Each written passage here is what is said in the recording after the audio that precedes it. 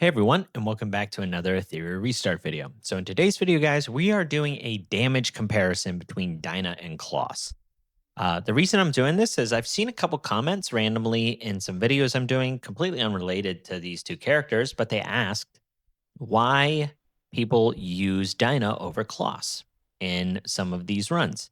Short answer is Dinah just does more damage in short burst windows. So if you're going for really fast speed clears and things like that, Dinah is your person. Kloss, the damage there is close of what she can help your damage dealer produce. But the thing that's nice about Kloss is she brings a speed down, AoE speed down, along with her defense down, and she also does damage reduction. So for maybe a little bit of a longer fight, Kloss is the best character in that instance. But when it comes to just quick raw damage, Dinah is your better option. So let's look at these characters and kind of discuss why. So Dinah, SR character, which is really nice, meaning you can build her up a little bit easier. But the nice thing I will say is neither of those characters truly need uh, lattices in them for a PVE setting, in my opinion. If you wanted to have some more consistency and things like that, it's always worth it. But with how rare lattices are, I don't know if the juice is worth the squeeze per se. So all of Dinah's damage is going to come from her skill 3. Same thing with Kloss. Dinah does the defense down, which Kloss does as well, but she also applies vulnerable. There's only 3 characters, I think, in the entire game that apply this debuff. And it's Dinah, it's the new SR, Nell, I think her name is, which we'll show in one of these clips, and Didding, who has it on his skill 1, actually. But this is just a raw increased damage taken by 30%. So paired up with defense down and vulnerable, the damage output that you're going to see from like Lilium is significant. And then she also has this unique debuff called Erosion, or at least I think this is the only character that has this. There might be another one. But this is an interesting debuff where whenever this debuff is on the opponent, if you end up critting on the next hit, it consumes one of those stacks and then it deals raw damage equal to 60% of the attacker's attack. And then also increases that attacker's turn meter by 6%. So it's a little bit of a turn meter push. Really cool.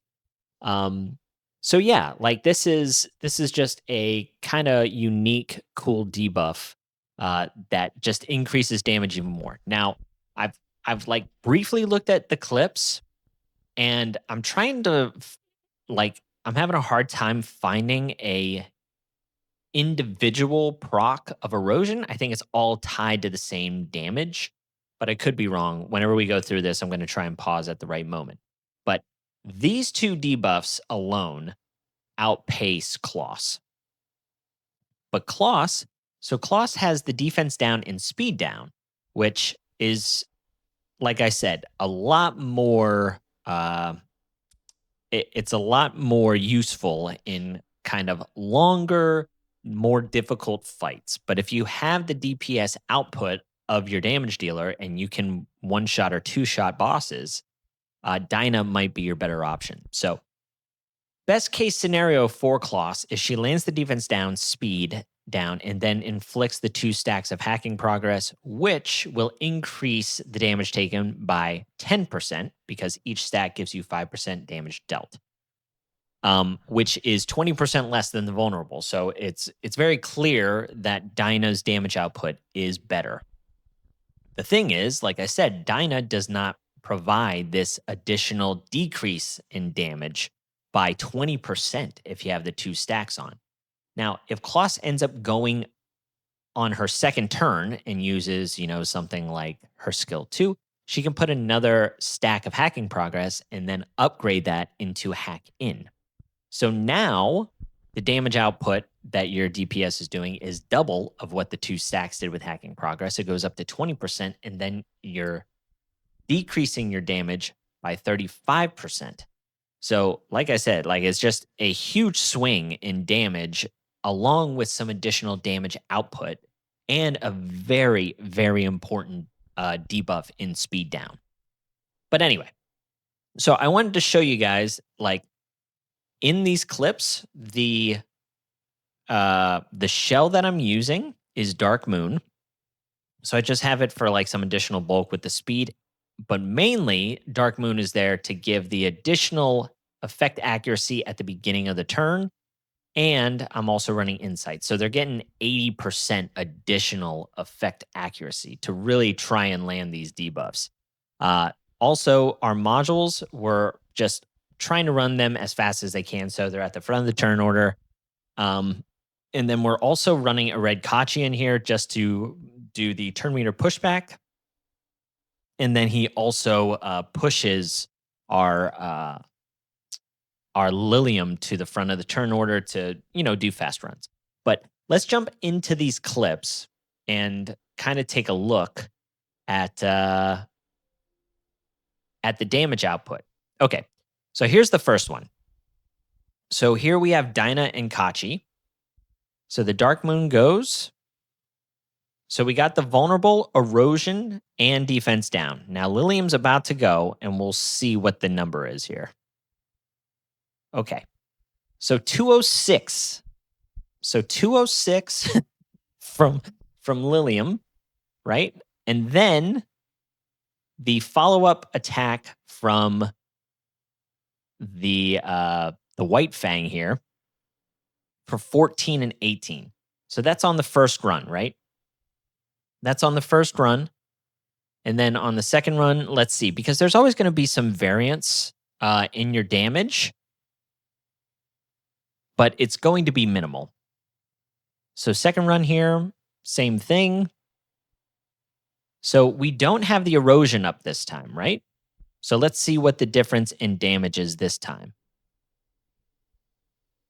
Okay, so 212 versus, what was the damage here?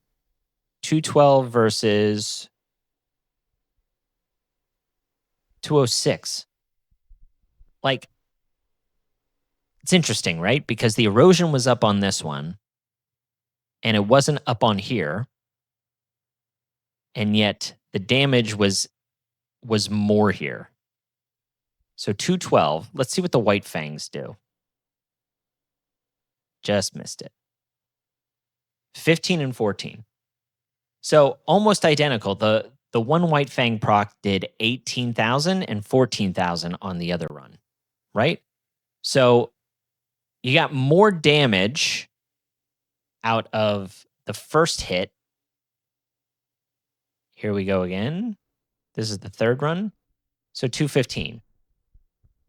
So very similar to the second run where the erosion was not up. But you see, I don't see any individual calculation of the erosion. So whether that's working as intended, I don't know. The White Fang's still doing right around the same amount.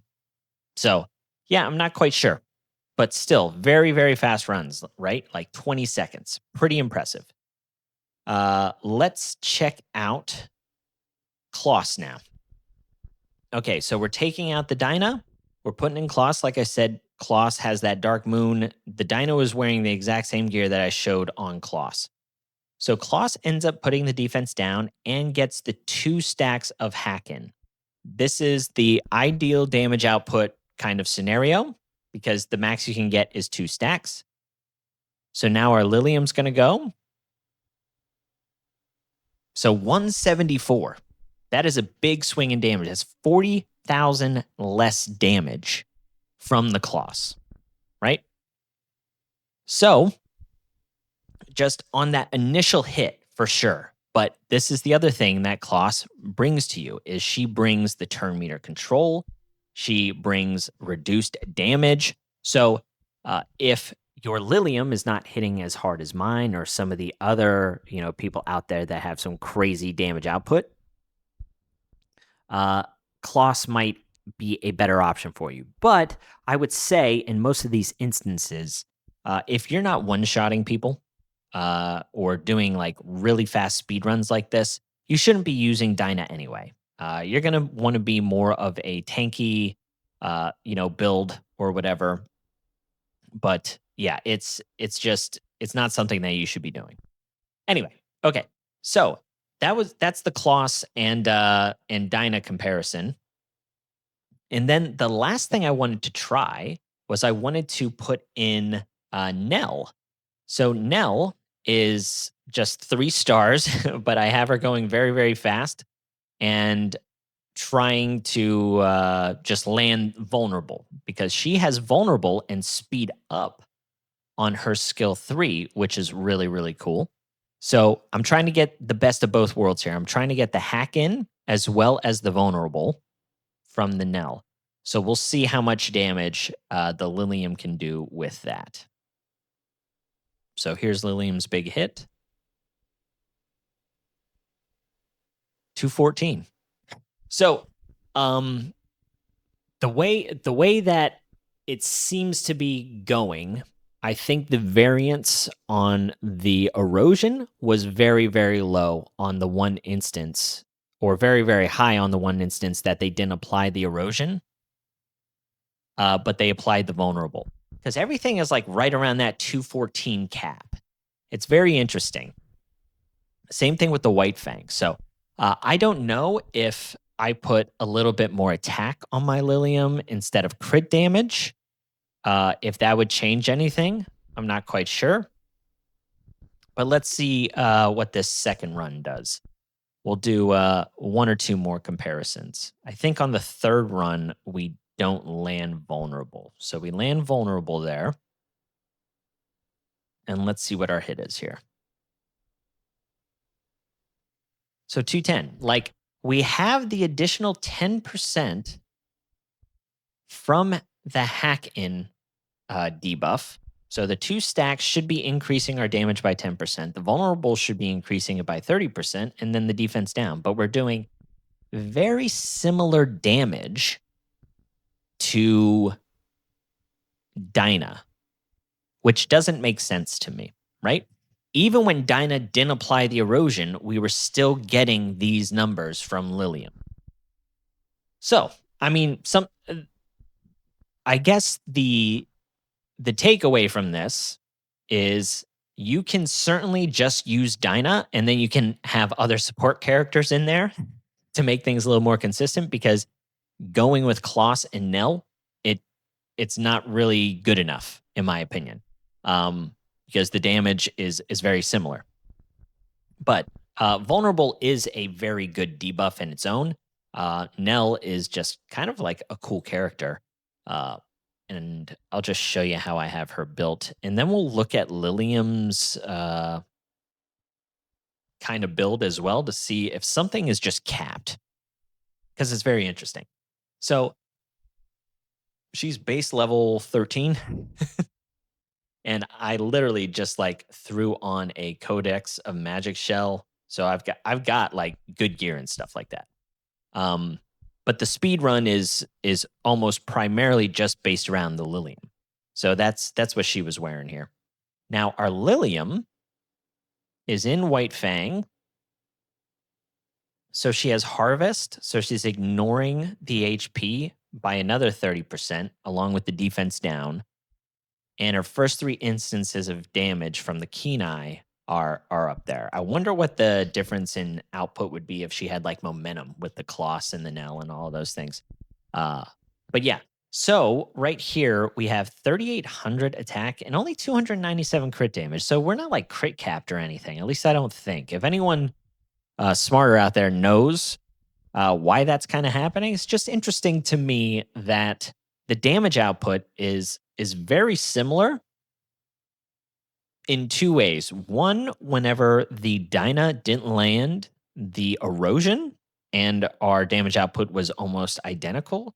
And then on the runs with Nell and Kloss landing the hack-in as well as the vulnerable, it was also the same. Like, there was no increase in damage output. So yeah, I don't know. It's just interesting how that works out. So don't know if it's a bug or anything, But I figured I'd show you guys the difference, at least between Kloss and Dinah. That's the main thing that I wanted to get across. But I also found along the way that maybe the way that some of these skills are described, they don't they don't, come off as how they read. But anyway, that's all I got for you guys here today. I appreciate you watching. Catch you on the next one. See ya.